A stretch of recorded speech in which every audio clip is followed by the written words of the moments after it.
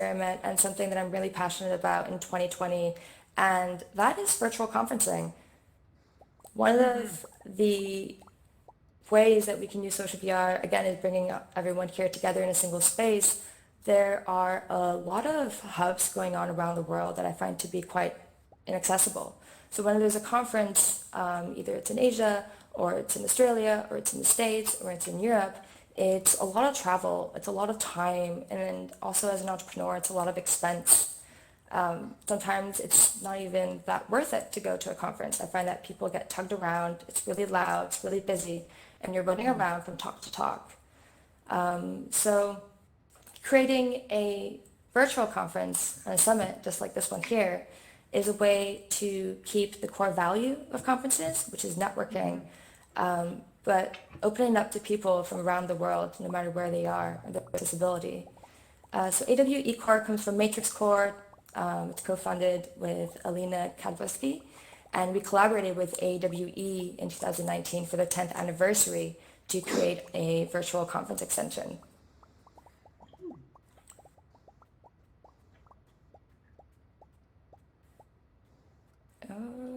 There we go. Shout out to Daniel, who I finally got to meet in real life. I don't meet often people in real life, but we met. He found me right away. I recognized him by his voice. This really just kind of like struck a light bulb. Having so many people together, having this extension, and being able to meet with people that I've never had the chance to, even at the conference. I met some people in VR that I didn't get a chance to meet in real life because they were so busy, ironically.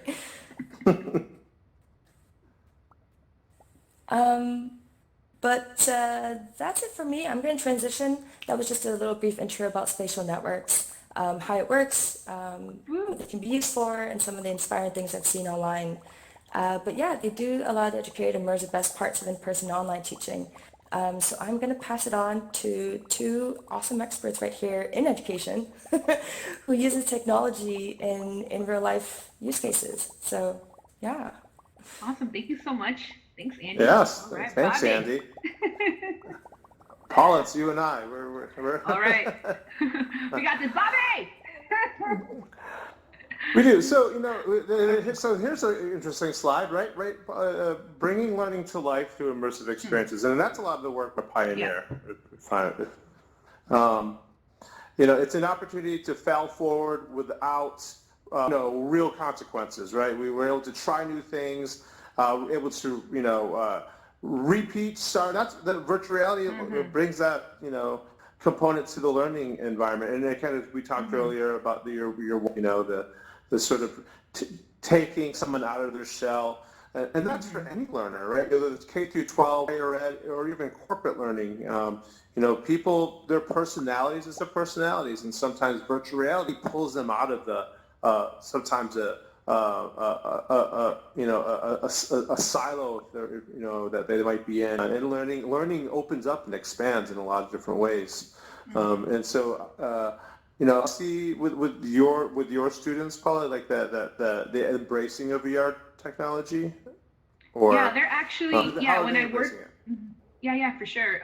Students actually, one of the things that I'll definitely go into much deeper in a later, but it's really amazing to see how they're very quick to pick it up. When we first work with teachers, we first get them ramped up. We'll go through VR safety and have the teachers actually try the experiences first before the students come in. And the feedback we get from teachers is how much quicker the students will pick it up than themselves. So in a way, it's like, as long as we put that safety foundation there, everyone's aware of fully aware of how to approach it in a safe way, then, we get out of their way and support their exploration. Okay, so that is actually like our goal within that school year. In the beginning, sure, some novelty for everyone. Everyone's amazed and wowed, but you know what? It's transformational when they're like, see it as a tool. By the end of the year, they're actually building with it. They see it like it's another like a computer, but it's it's immersive. Just as equal. So yeah, it's really amazing. Yeah, it definitely and the one thing that I've always noticed I used to be a ski instructor, and I used to teach both young kids and adults, and young kids Yeah. are really up for embracing new things and they're enthusiastic about it. We used to put these kids in the mountain, and they're excited to be looking down the hill, and just all they want to do is just learn how to be in pizza pie and ski down. Adult learners were, they were so sort of stuck in how they learned that they were questions. They were like, they had regrets. Like, now I'm on the mountain, and how do I steer? I found that with VR technology is almost sort of the same way that I found that adult learners really were hesitant on VR. But once you get them into the headset, once you get them sort of to see what potentially you could do, the fact that they could, and I like to use the term fail forward. I think that's really important. Failing forward means that's part of the learning, that they're able to repeat experiences and able to not have these consequences in learning. And then the social part is like they're able to do it, with other people. They experience it in different ways. I really love that. Can we see the next slide, Andy? There we go. So this is, here we go. So, here's the thing about workforce AR and VR education. So these are actually students. These are K through 12 students. The young lady in the blue tank top is actually in virtual reality, and this is her actually exploring AltSpace VR. When I was in the middle of early research on collaborative virtual environments and social, sort of advising in virtual reality, AltSpace VR came about, and found it to be this really amazing place of where you could go. And I brought her into virtual reality, and she was able to meet people from other parts of the world, and it was really fast to see her sort of navigate through that component.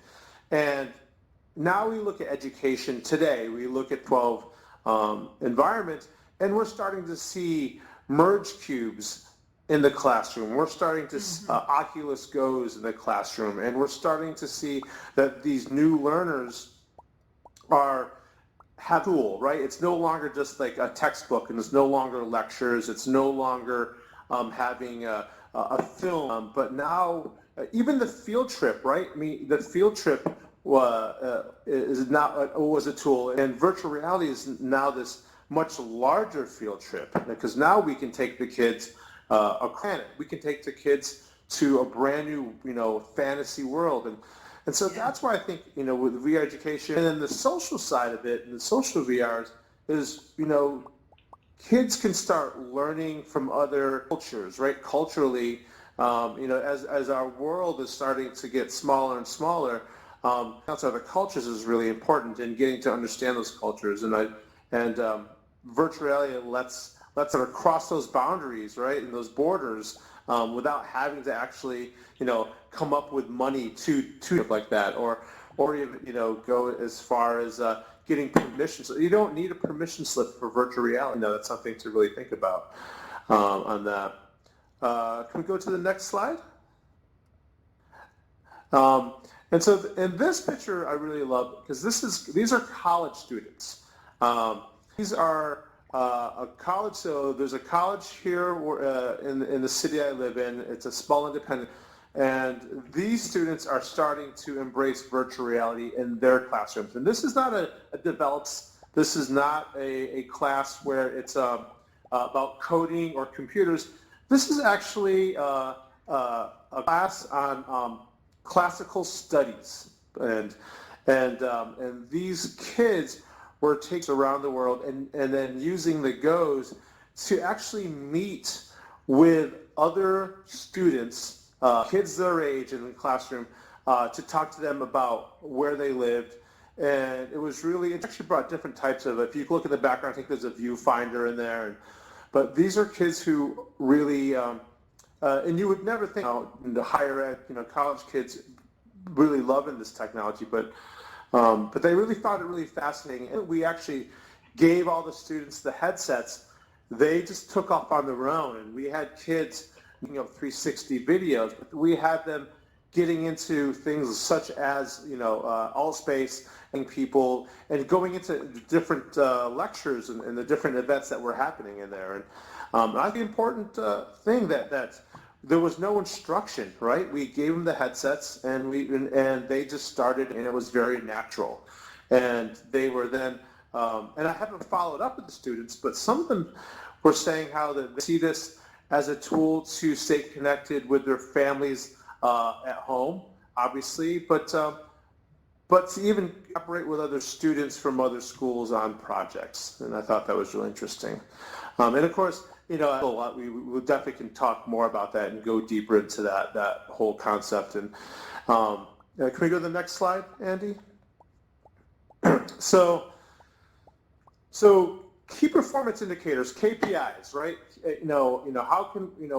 How does virtual reality change that, right? And as learners, as one thing in the learning world, again, heading back to education and heading back into social VR, we want reaction, right? The first layer is the reaction. The second is, what are we learning? Well, what did you take away that? And then the next is, impact, and of course, results. What are the results of using virtual reality in your classroom for education, whether it is K through 12 or whether it is corporate learning, higher ed.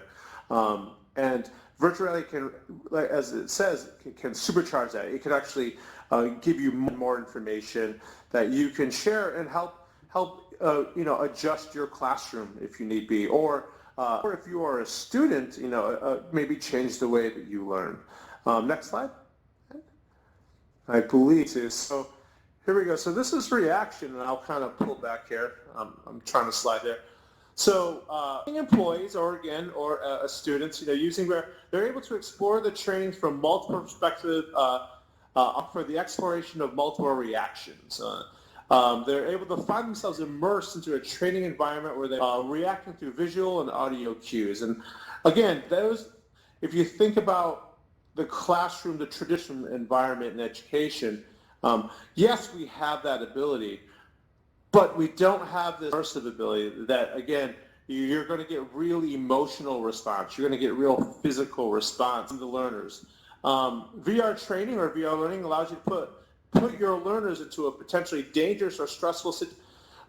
So we could take that field trip to the edge of a volcano, right? Or we could, we can take a student into a country in the middle of a war. We sort of, if you're talking about sort of conflicts in other countries, with the coronavirus causing havoc, on travel, a student get a field trip to Italy or take a field trip to China or Germany and explore and not be in danger and not have to worry. And I want to tell you that you don't have to hunt kids down to get a permission slip signed by the parent. Which is one of the best things about this. So you're getting real world reactions, right?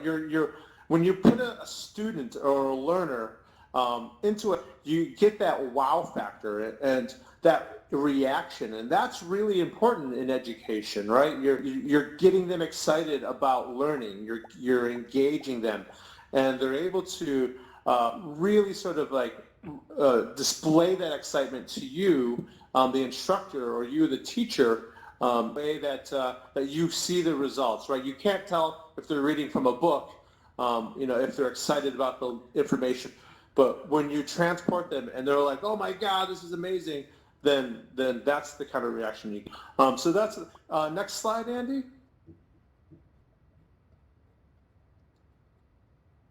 So learning, the learning new tasks through virtual reality, learning, and not just learning new things. One of the best virtual reality experiences I like to put any K through 12 is the Anne Frank experience.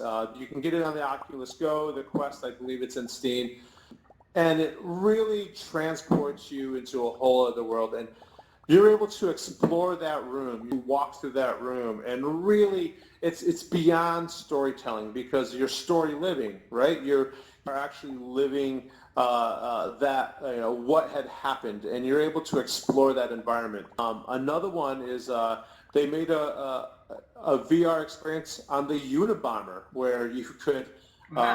The Unabomber's cabin. It was very, and they worked with the FBI, the FBI worked bits on this. And again, in education, you're transporting the students, and they're able to, physically, and they're able to, when they pick things up and they touch an object and move it, and it could be, if it's a workforce training where they're learning how to manufacture things, you're developing mental muscle memory. Now, I used to say muscle memory.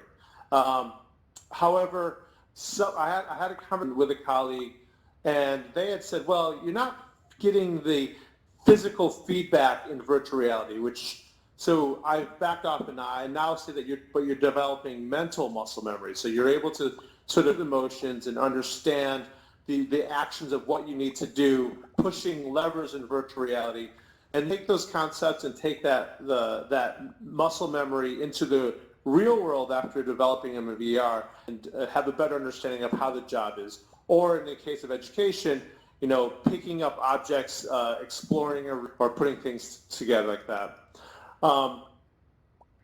Here we go.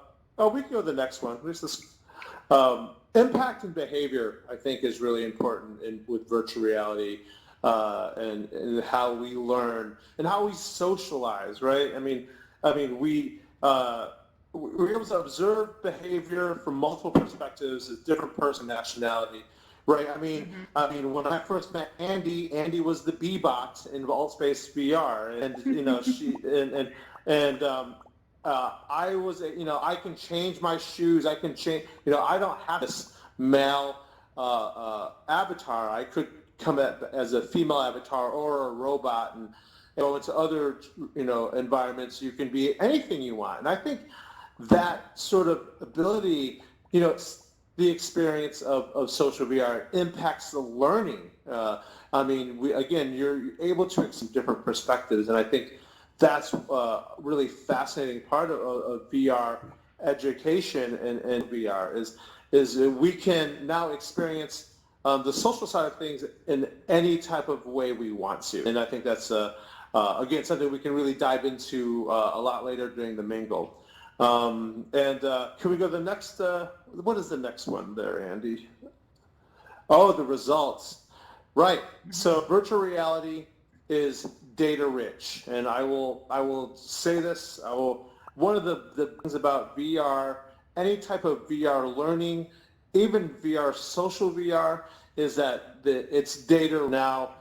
We might jump in and hang out in big screen to watch Star Trek in 3D, data is that, but really is, if you think about it, you're meeting people with common ground with you. That data, like I've met 10 people who love Star Trek, and we're now discussing Star Trek in big screen, and that's like kind of your data. But then it goes deeper. So if you think about it as, say you are an instructor, say you are a teacher, you might find that, again, going back, and I love the students, you might find a student learns faster and better and is more attentive in virtual than they are in the real world. And you might find that a student that you might have thought, well, okay, maybe they're not grasping, but maybe it was the delivery method was wrong. You think about it, we're all different learners. Some people learn reading, some people learn through watching a YouTube video. I like to always go back to this idea of the Blue Apron boxes. Everyone give me a heart emoji if you know what Blue Apron is. The food boxes that you get. So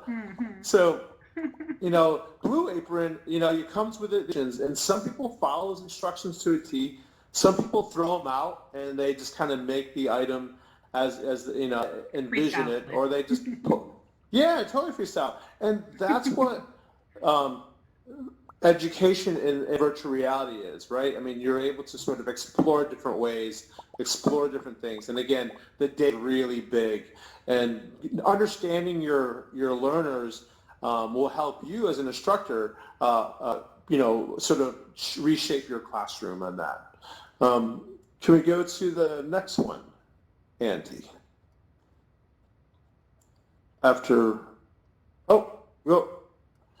So here we go. This is a concept. So with the company Ready Learner One that I work with, we call this the ABC framework, which is absorbing the technology, blending the technology into your learning environment, and then creating new engaging teach and to engage with students.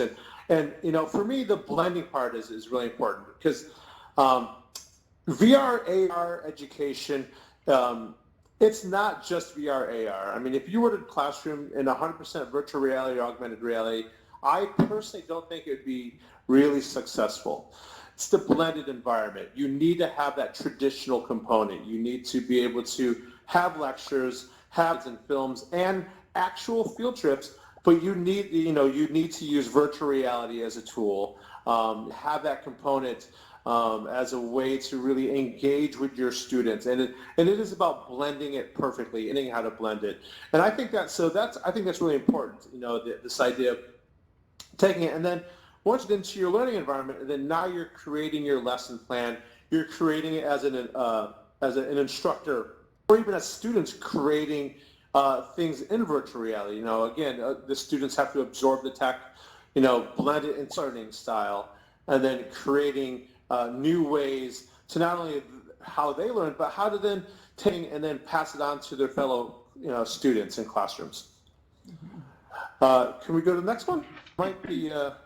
And so here we have things such as augmented reality rings, and there's other augmented reality devices. Again, we have these new tools and new hardware to change how we are learning, and I think that's really important because it's no longer just headsets, right? We're now looking at audio, AR, glasses, and we're getting haptic feedback. And again, the virtual social side of it is changing. Haptics is very important, and again, the social VR, AR side, we are seeing AR filters. Look at Instagram and Snapchat. Those AR face filters are creating a lot of engagement and bringing people having a lot of fun with those mechanisms. How about the next one? Let's see what's on the. This is like chat roulette. 8 reasons to use augmented reality in education, and this was actually put together by a colleague of mine, Steve Banbury. If you're not familiar with Steve Banbury, he hosts these incredible education events. He is an absolute rock star, in my opinion, and he is someone that I consider a colleague and a mentor. Really, and he put this whole slide together. This harness the impossible perspective, being able to manipulate 3D objects in virtual reality. And lift up buildings, throwing cars. User interaction. Students can interact with the content and develop a deeper understanding of things. For boosting engagement, obviously. One thing I always like to talk about is engagement versus satisfaction. During the mingle, let's talk about that. But I think because that could be like a big rabbit hole. Enhance environment, stimulate the senses. I think students are engaging with a range of multisensory, physical and mental reaction, everything like that. X-ray effect, and of course the budget factor. Having VR, the ROI on it is the initial expense, but after you get so much more back from that, and then the social side of it again, social VR. You don't have to pay to use AltSpace, and you don't have to pay to use Rec Room. You can just jump right in and meet with people. Next slide, Andy. This is actually a virtual reality experience. This was used for a marketing for a town called Welltown, I believe it was in Australia. I could be wrong. I think it was use virtual reality It looks like Chris as a Milk. mechanism Yeah. to engage with people, to see what their culture was like, and the social VR side of it, right? You were able to set and then visit this town and then have go to these parades, go to these events, and stand right in the middle of a performance. And it was about creating a virtual reality as a social forum to get people excited to visit them as a place for tourism. And the extreme work. They were actually able to boost their tourism up by like 20%, and using VR a big part of that. So I thought that was very cool. Next one there, Andy. So here's an interesting Somnium Space, which just launched a new version of their virtual environment. What's really interesting about this space is you have the ability to actually own land, create buildings in a virtual world where you can then actually establish a business, much like you all recall Second Life. But this is a completely different, where you're able to walk into this world and the sun sets, right? So during the, wherever you're at in the virtual world, the sun is going down and it casts a shadow. And it sort of brings a sense of realism into virtual reality. Now, people are going to ask me, like, why this virtual world versus, being social in the real world. But, again, virtual reality opens a lot more possibilities with individuals. Again, it's borderless. We jump right in and we can meet people from other countries and meet people from other cultures and go and visit and see different ideas, right? So this, with this virtual space, you could absolutely do that. Oh, the Unabomber. So this is I have. So this was the experience about the Unabomber I meant to tell you about.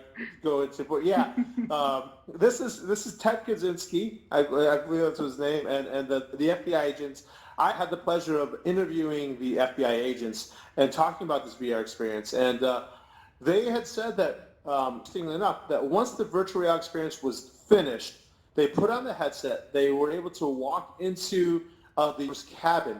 Now, in virtual reality, we don't have a sense of smell in VR, but their brains were stacked that once they walked in, once they saw, the cabin they was living in, they actually said that they got that smell back. Like their brain told them, like, this is that like really offensive smell that you smelled, and they were completely immersed into that environment. And I thought that was really interesting. But again, this is a great piece. I would recommend it if you are looking for some really cool educational VR experiences. It's really interesting. And again, the social side, you can then go onto Twitter or go into AltSpace or go into these other platforms and start a discussion or a dialogue. Next one, Andy? Oh, this is the interesting, the Walking Dead and Mountain Dew. And I'll start to go through this really quickly. Mountain Dew did this really interesting social VR, AR experience, and it was they used an app. They used an app during the show The Walking Dead. I think it was the 8th season, where you had to stay and watch a commercial, and you scan the commercial, and you can unlock augmented realities, which you can then have in your house or whatever, run around and scare people. But interestingly enough, is if you missed a commercial, you then, to unlock those zombies, you had to go to your local convenience store and scan a display. So it actually was an active social AR experience where you're able to do it at home, or you could take it into the grocery store. But once you unlock the zombies, you were then able to tag your friends, take photos, air them with your friends and your other circles, and Mountain Dew, I think they were ahead of the time on that one, but I think if they were to revisit this campaign, I think they'd find a lot more success. They use something like Snapchat or TikTok or Instagram or even Facebook, any of these social media apps that are using face filters and AR face filters. Next one. There, I think. Oh, that's it for me. Oh wait, no, this is me. Free resources. That's right. Your own social VR experiences, bringing assets into these worlds.